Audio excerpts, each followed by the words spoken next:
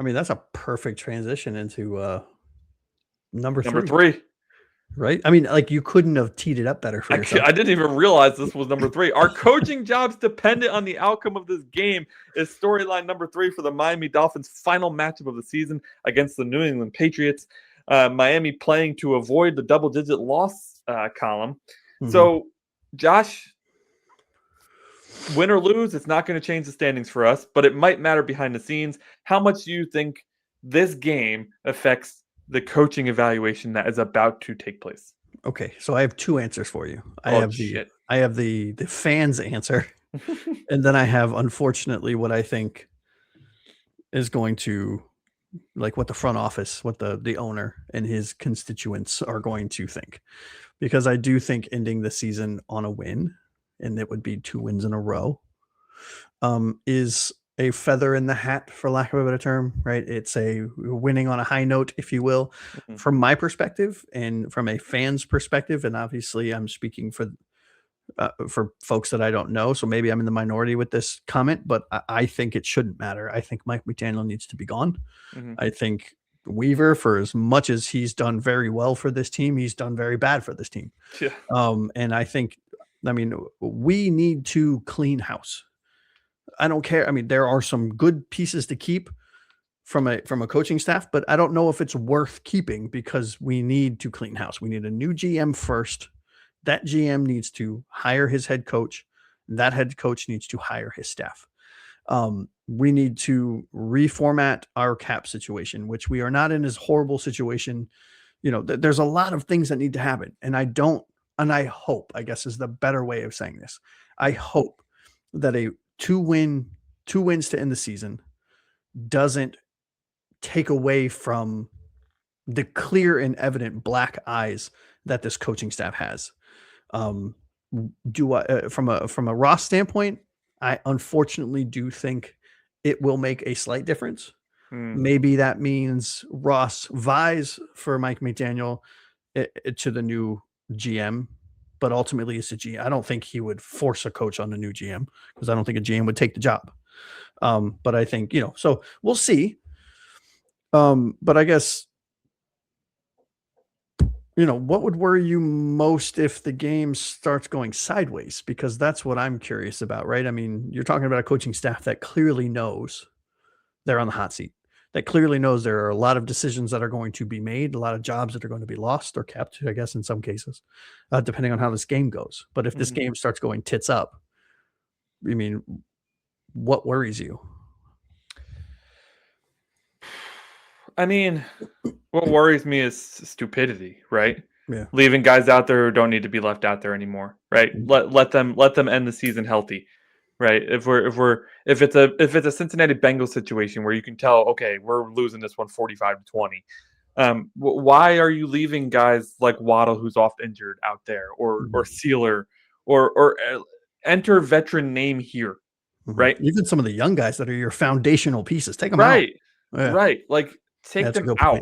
That's really my biggest concern. It's like, cool, if you want to start calling trick plays and doing a bunch of nonsense, who gives a shit?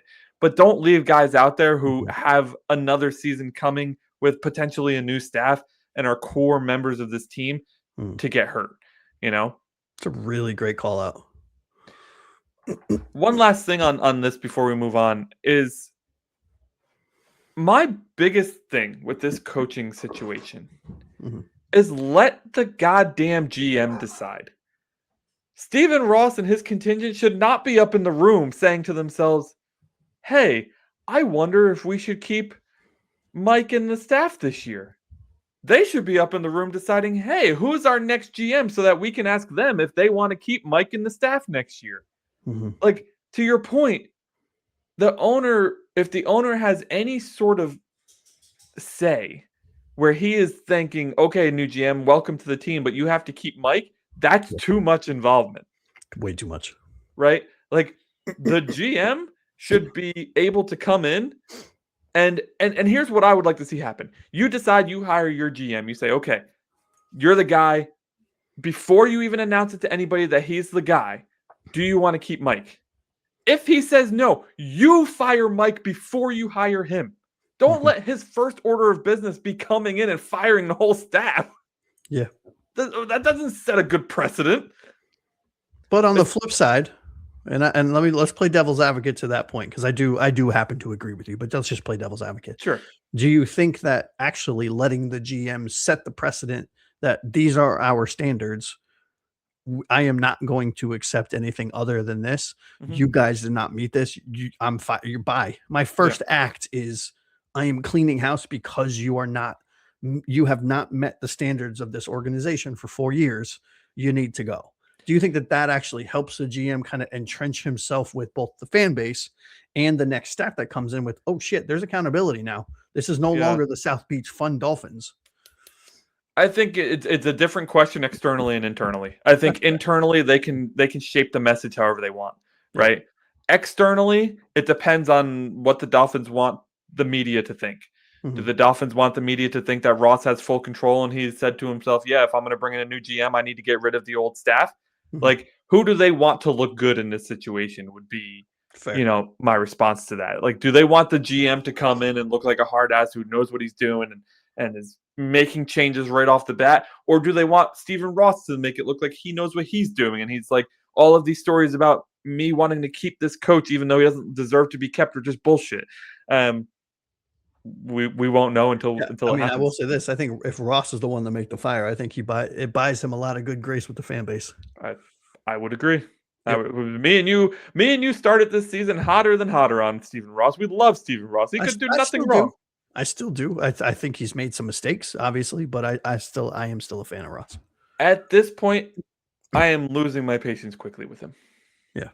The half-assed measures, only firing the GM or only firing the coach, I'm done with, man. I'm done. Like, and Brandon Shore's been great, to your point about the cap earlier. Brandon Shore's done a good job keeping that cap in order. Yeah. So I'm okay with him staying, because I know there's been some chatter, some fans out there not a fan of him staying. Brandon Shore? Yeah. Oh, I haven't heard that. I'm all for him. I think he's done wonders with the shit sandwich that he was given. Because it's the same thing that we're saying now. They think it's a half measure. Yeah. Fair. You're not getting rid of everybody. You're forcing this guy on the GM, which he's just a cap expert, guys.